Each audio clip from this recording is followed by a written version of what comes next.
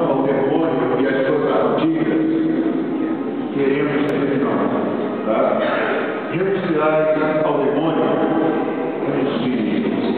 Renunciai a todas as suas obras, renunciai a todas as suas seduções,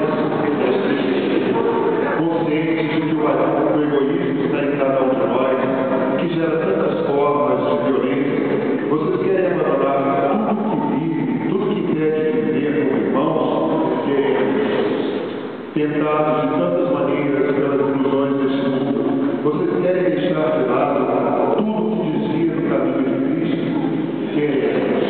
A resposta agora vai ser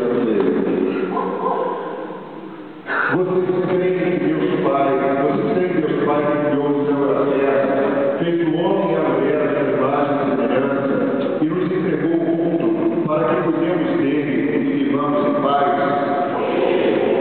Vocês creem em Jesus Cristo, Filho único de Deus, que foi concebido